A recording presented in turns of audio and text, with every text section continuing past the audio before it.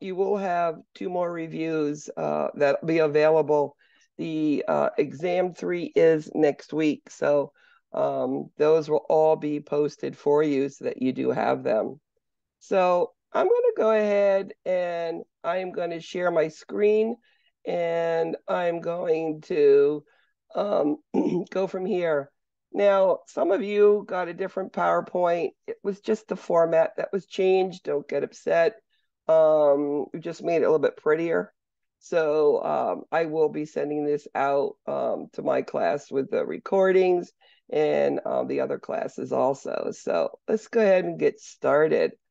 You know, this is only week 6, 7, and 8. You had exam on week 6, so 6, 7, and 8, chapters 25 through 32.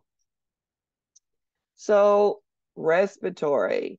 You know, respiratory is one of those things that you're going to see in many questions regarding HESIs and NCLEXs coming forward. So understanding basic terms are important. Terminology. Ventilation is you breathing in and out, simply. Coryza is another name for a cold. Allergies is no fever, it's just itchy eyes and sneezy and runny nose, okay? Now, surfactant is a substance that keeps your alveoli open. Infants that are born less than 34 weeks will not have surfactant. So that's what that question's about. And atelectasis is when those little areas just close. They collapse, and usually it gets full of mucus. So that would require good pulmonary care.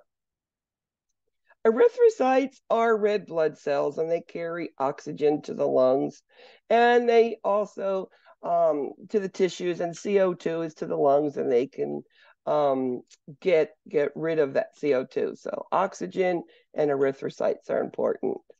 Now, children don't require O2 sats like greater than 95%. 90% is good enough for them, which means you don't need to put oxygen on these children until they're less than.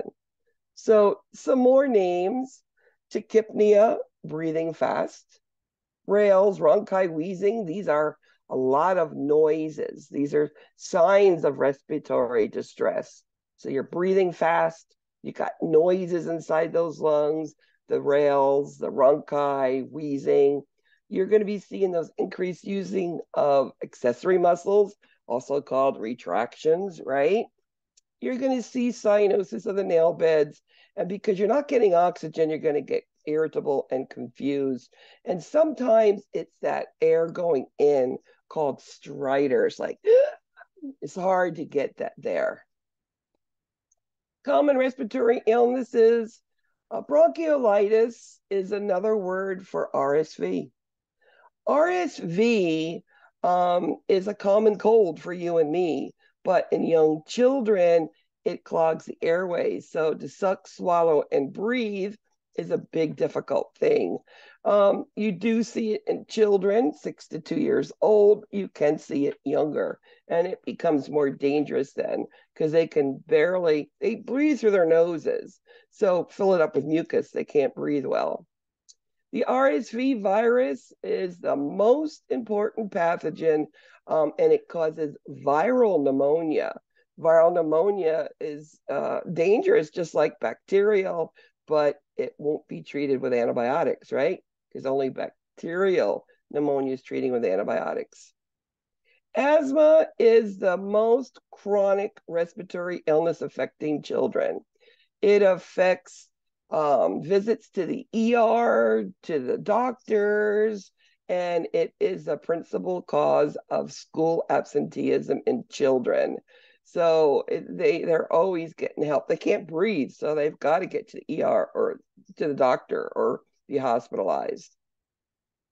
Now, laryngotracheal bronchitis is also known as croup. This is all up in the upper airway, and it's about swelling there and can't getting air in. So you are going to hear that inspiratory That stridor trying to get in, and you're going to hear that barking cough with it. Now, laryngeal bronchitis, aka also known as croup, if it doesn't get treated, creates swelling even more, and the epiglottis swells. This is what covers the trachea when we swallow so that food and liquid don't get in our lungs. Well, that swells so much you can't get air in. The trachea is covered, so air don't get in. It's called epiglottitis. It's an absolute emergency that can't breathe, and it is usually caused by H influenza, again, another virus. Cystic fibrosis is genetic, and it's thick secretions in the airway, and it's thick secretions in the GI tract. And it causes pulmonary problems, so thick secretions that obstruct the airways. And because it's all of this in the small intestines, this mucus, it clogs the pancreas, and it doesn't allow these enzymes to be produced and to get to the food because all of it's clogged in there. So if you're not digesting food, the body's not getting nutrition. So it does result in poor nutritional absorption because it's not absorbed. It's not broken down. It just passes. Well, because it passes, it's bulky, unbelievably, the worst foul smelling and frothy, almost foamy stools that you will see. Another thing with cystic fibrosis, if you had a child, and even an adult, cystic fibrosis, if you licked their skin, and I'm not telling you to lick anybody's skin, it would taste like salt. You lose electrolytes in just your sweat, in your skin. And another thing it causes infertility. It clogs up the reproductive tract. Now, there are some terms. Tachy is fast, brady is slow. So tachycardia would be elevated heart rate. Bradycardia is going to be a slower heart rate. This is abnormal or bad. Dysphagia, difficulty swallowing, okay? Hypoplastic. Hypo means it's small, underdeveloped, and usually we can look at that as a hypoplastic left heart. It's so big and thick and muscular, it doesn't pump the way it should. Now, one of the things with cardiacs is something called shunt. It means how is the blood flow? Where does it go when there's problems with congenital defects? Well, we know that if there's high flow, and this high flow blood current, wherever it goes, wants to go to lower flow. So you're going to see it usually flowing from the left side of the heart to the right side of the heart. And that's called shunting. A murmur is something that you hear. Usually the valves aren't closing, or there's like a patent ductus arteriosus, and it's a swishing sound, and that can tell you something's going on. Cyanotic means you don't have enough oxygen. That means below 90, right? And then acyanotic means you're almost perfect saturations. And then stroke volume is how much blood when you pump, the heart beats, poof, how much is pumped out of the heart with one contraction. Now, an ASD is an opening between the upper chambers of the heart called atriums. It is sometimes the hole in between those two chambers, the right and left, does not close. So as I said, shunting usually goes from high flow to low flow. And if we think about the way the blood goes through the body, it goes out through the aorta, goes all through the body, and then it just gets back into that atrium. So it's very low flow. So if there's a hole between those chambers or even the ventricles, it's going to go from the left back to the right. And then what happens? It goes back to the lungs because it goes back to the right ventricle and up through the lungs. So this is called left to right shunting, and it increases blood in the lungs. How do we treat it? Well, usually surgery. And sometimes we can do this cath closure, which means you don't have to open the chest. As I said, same thing with atrial septal, ventricular septal, still a hole between the two chambers, the right and left side. Blood always goes left to right in the heart. And again, increased blood flow into the lungs. Again, surgery can fix it depending. Sometimes they just wait, and sometimes it could be a cath closure. Now, a patent ductus arteriosus is something that's there for fetal circulation. Usually, when mommy goes away, she's not producing a hormone that keeps it open.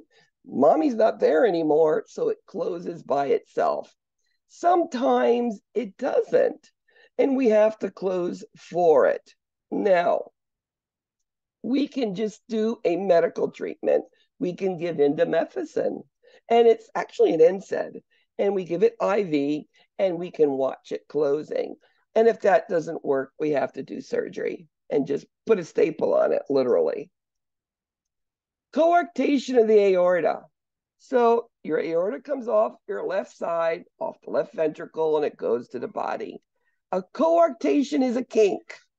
Just think about a garden hose. It kinks. And what happens? Well, the water on the hose can't go down, or minimal goes down, right? And it wants to go back, and you'll see squirting if there's holes in the hose, right? Well, this goes back into the lungs to fill up. But what do you see? Well, because blood flow can't go down, blood pressure is going to be lower in the lower extremities. And because it can't go down, it keeps going up. Your upper extremities are going to be a higher blood pressure. And we treat this by we either balloon it open or we do surgery. Tetralogy of Fallot is 4 different anomalies. This is when we call the TET spells. And what happens is the pulmonary artery, that's from off the right ventricle, blood goes from the right side unoxygenated, goes up into the lungs, and that pulmonary artery gets blocked, which means blood can't go up there. And it's called a blue spell.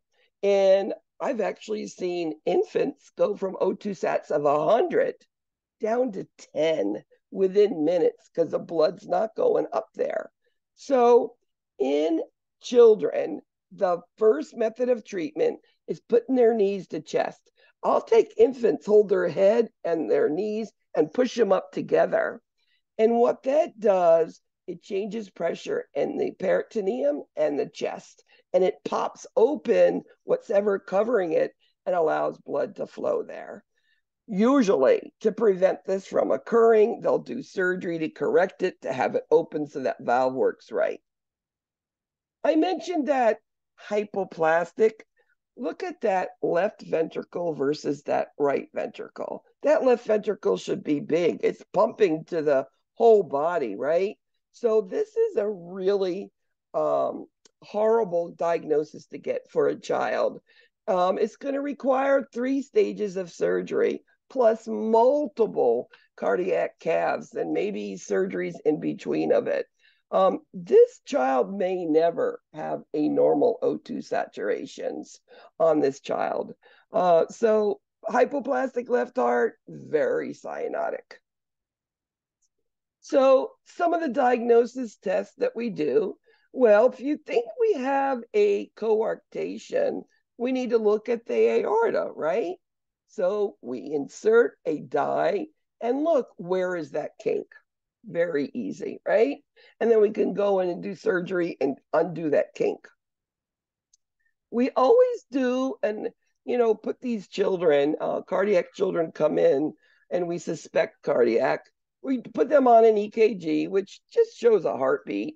And then we do an echocardiogram. It's like doing an ultrasound, when you're pregnant, but it's of the heart. And we're looking the way blood is flowing in there. So echocardiogram is an ultrasound. Now, one of the signs, things that can happen to children, congenital defects that we don't see initially.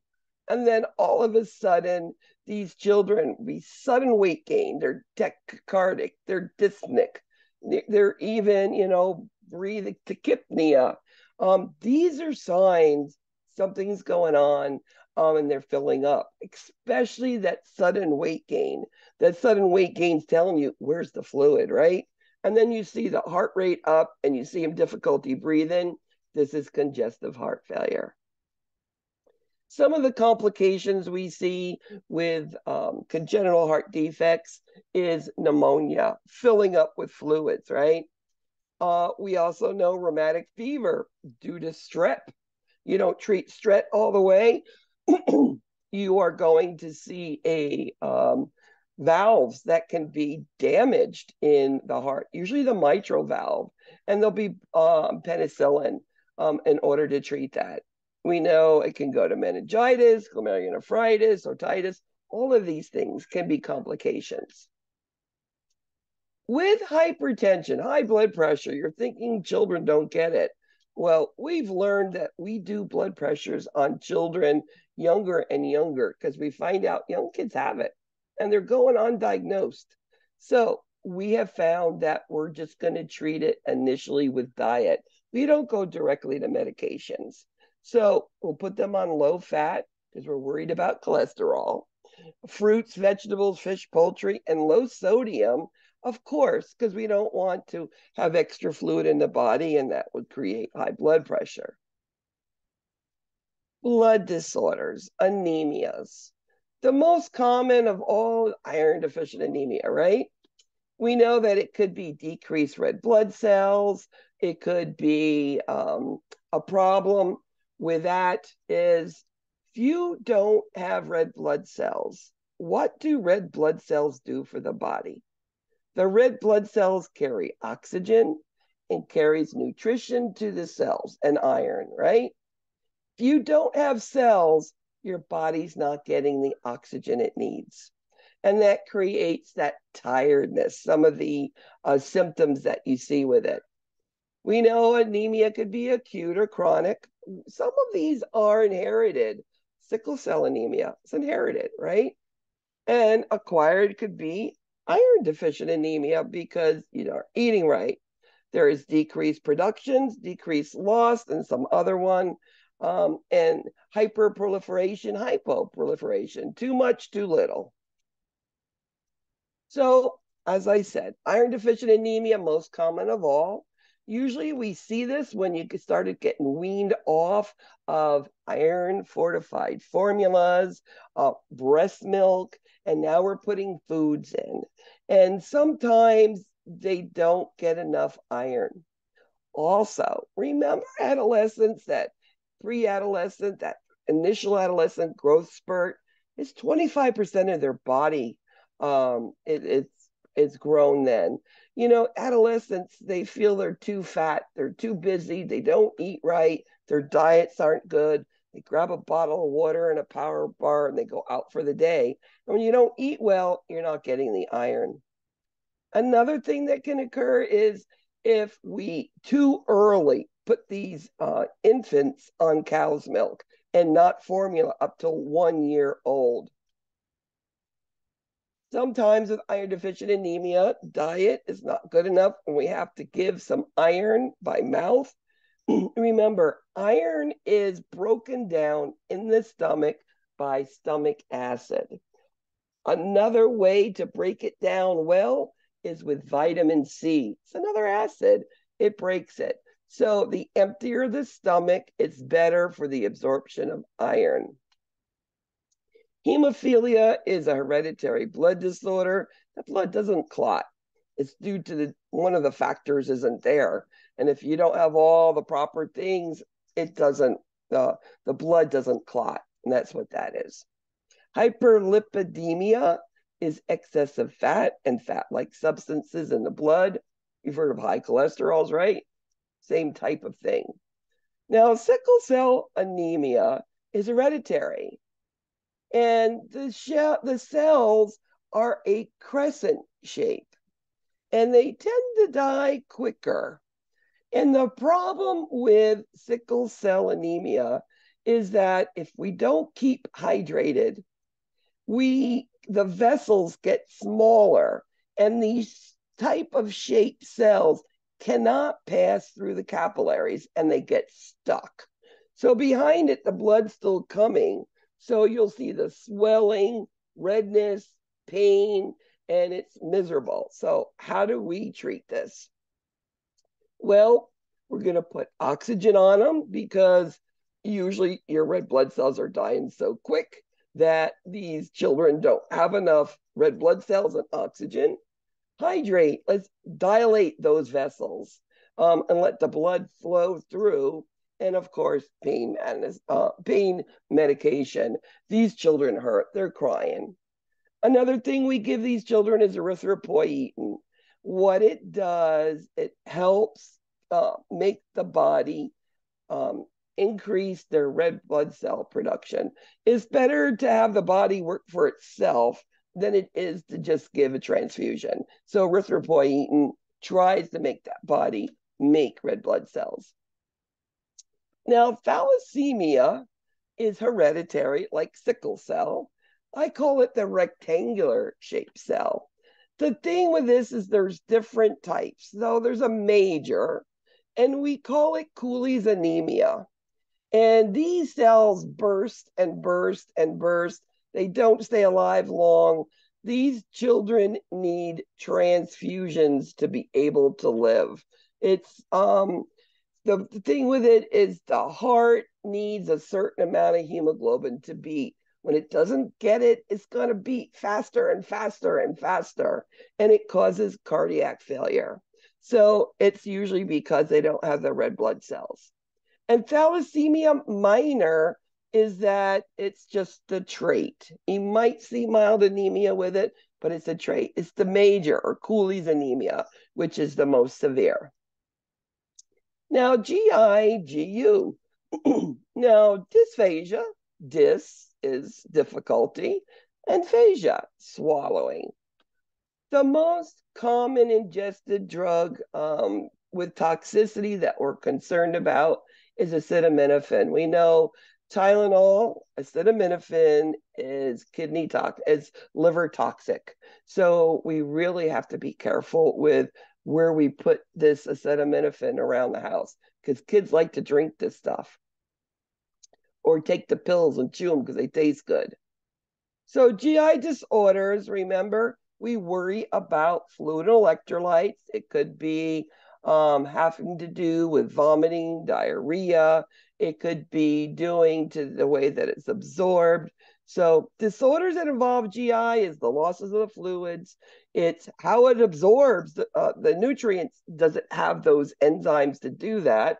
Or that inflammation of the GI tract?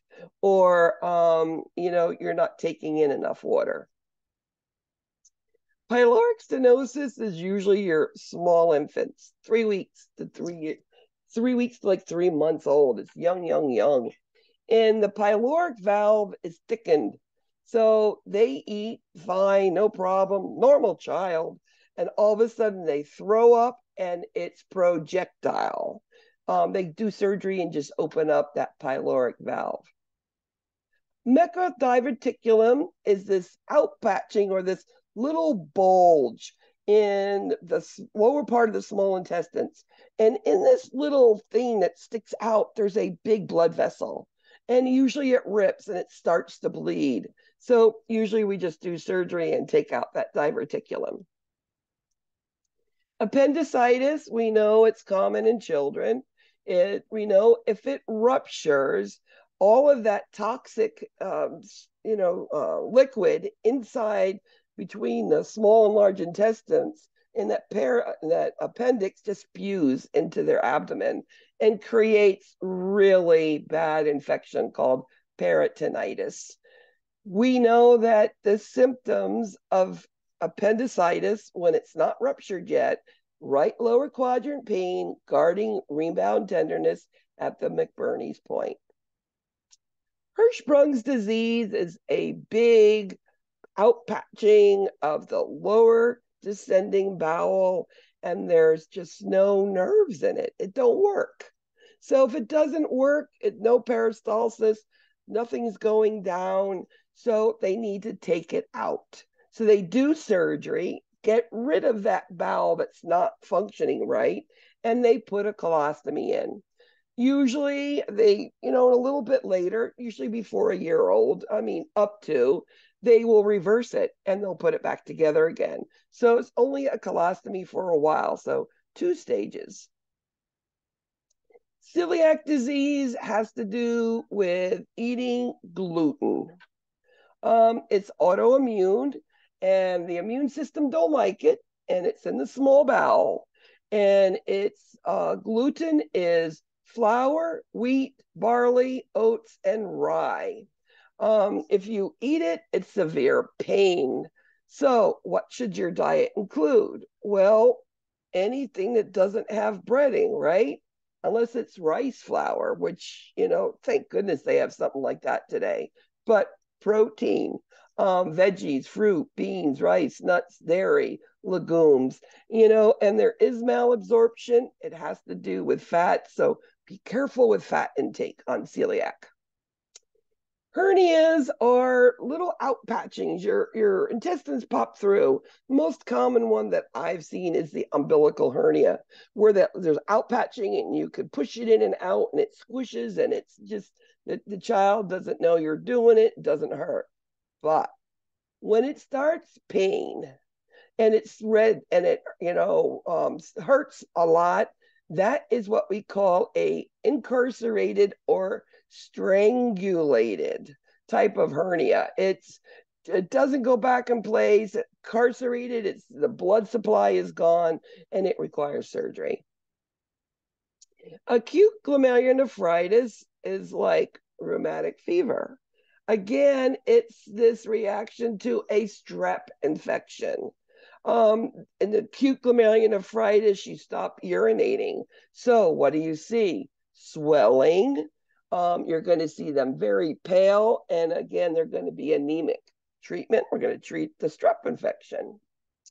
In chronic constipation, some children don't ever stool right. One of the ways, we don't like to give enemas, we don't like to give laxatives. So what we'll do is increase fluids, number one, always. And then raw vegetables and fruits. Raw fruits, don't cook it. Cook it, takes the fiber out. GU, we know urinary tract infections, the most common. We have a short urethra. How do we prevent these? Again, a lot of it is just keeping it flushing, increasing fluid intake. They also say cotton underpants. Those ones that are more polyester hold the heat and moisture in and can cause urinary tract infections. Now, hypospadias is it's congenital. A baby boy's born with it, where the urethra doesn't come out the end of the penis. It's hypospadias. It comes somewhere underneath the bottom of it. And then they do that repair before potty training. Cryptorchidism is the testicles. Did they both come down? That's why the pediatrician checks for that first visit on all males. Skin, integumentary system, different conditions. And pentago is a ooey, juicy, gooey sore that's caused by staph or strep, and it's very contagious. Treated with antibiotics orally and on it. Ringworm, you'll see a round redness on the skin, is fungal. So we treat it with a fungal ointment. Pediculosis, it's lice. Remember, we do that knit type of lotion and then a fine tooth comb to get it out. My daughter, with hair down to her butt, had it 3 times in kindergarten. I was like, okay, I can't wash any more blankets in this house. This is enough. Now, eczema, Some babies get it, and it's a genetically hypersensitive skin. And it's like an itchy, and it can become ooey and gooey, and it can become infected. So it is an inflammation that needs to be monitored. We can have, fungal infections, when we have it on the head, it's all white, that we're going to take and put those creams on it too, and just wash it and oil it, and just very easily, we're going to comb it out with a soft brush. Pediculosis, this is the head, the body, pubic. Again, these are those little vermits, as I call them, that we need to, again, put like knit lotion on them, get rid of them. Very similar. Pediculosis is the head. Scabies, it's usually under the skin. Scabies, I hear a lot from going on vacation and going on a mattress that wasn't clean. And we put on permethrin lotion and shampoo on that to help get rid of it. Burns, leading cause of death, ages children 1 to 4. They pull it off the stove, and they burn themselves, and they we one of the things is worrying about airway. When you have any burns on the face, we always worry about airway. So rule of 9, you need to do wound care, and again, hydration. Burns can also be thermal, chemical, electrical, radiation. It's not just pulling it off the stove. They could, bite onto electrical cords and get burnt, right? These things. Metabolic conditions, thyroid. Well, children need enough thyroid hormone in their bodies. If they do not, cognitively, they're going to be delayed. So mental retardation and physical disability, fine and gross motor skills are going to be less than what they should. So we're always monitoring thyroid, even in the newborn. Diabetes mellitus is all about the body's inability to take carbohydrates and sugar and break them down to use them. They don't have enough insulin. They can also call it insulin resistant, okay? Now, type 1 is the lack. You don't have it. It's kids is always the young kids, type 1. Your adolescents may be a 2, but young kids will always be type 1. They don't have enough insulin, so we have to replace it. Type 2 is you do have some insulin production. Many times adolescents that are type 2 tend to be obese. So again, it's treated with diet and exercise, and they can reverse this if they treat it and are serious with diet and exercise. What do you see with diabetes? There's 3 P's. Polyphagia. Well, they're eating sugar. The body is not breaking it down. The body feels it's hungry. So polyphagia, they eat, they eat, they eat. Also, it's polyuria. They urinate a lot and drink, and they drink, and they drink.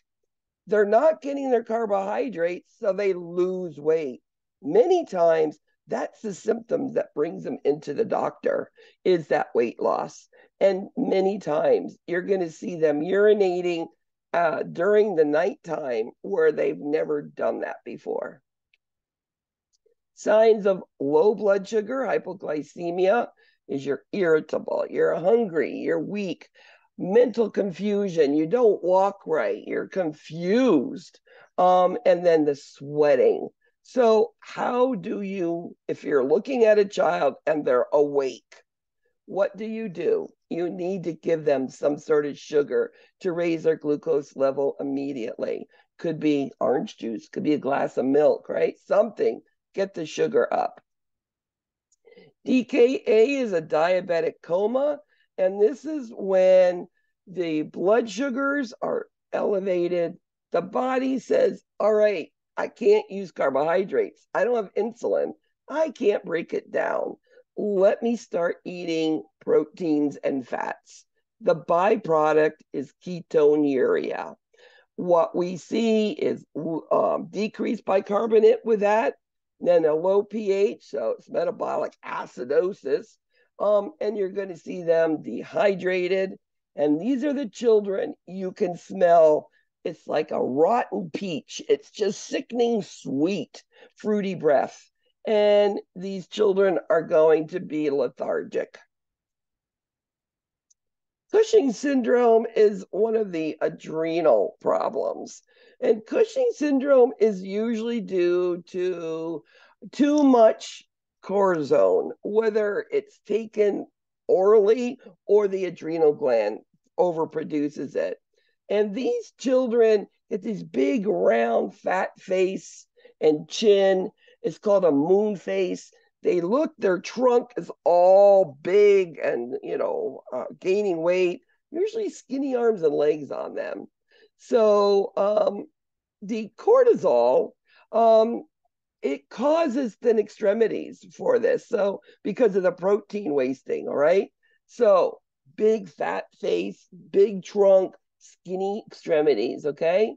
And then also these, not only moon faced, it's ruddy cheeks. So moon faced, thin extremities, ruddy cheeks is Cushing's. Now, diabetes insipidus has everything to do with fluid balance. The posterior pituitary gland, starts to secreting this diuretic hormone. Diuretics make urine, right? So you're urinating, polyuria, polydipsia. Remember, this has nothing to do with eating. This is only fluid.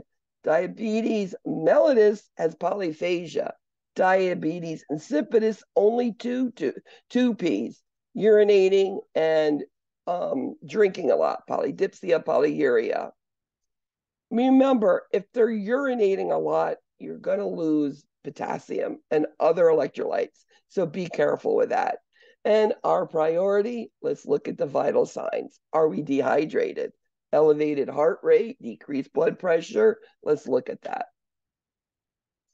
Types of immunity. Well, we know that we are born with some. Mom gives us that.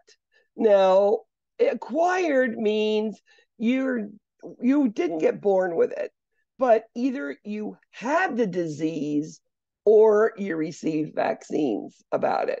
That's why newborns of first year of life, 2, 4, 6 months, we're giving immunizations to get acquired immunity, okay?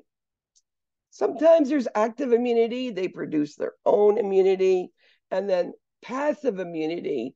It doesn't last long, but it gives that antibody to the person for when they need it. Now, on this, you're going to have some dosage calculations. If you need a short review, that's my review on the bottom. It's very easy. There's nothing crazy on these. It's like your other ones. So I wish you all the best. I hope you have a great exam. And any questions from anybody? No, ma'am, thank you so much.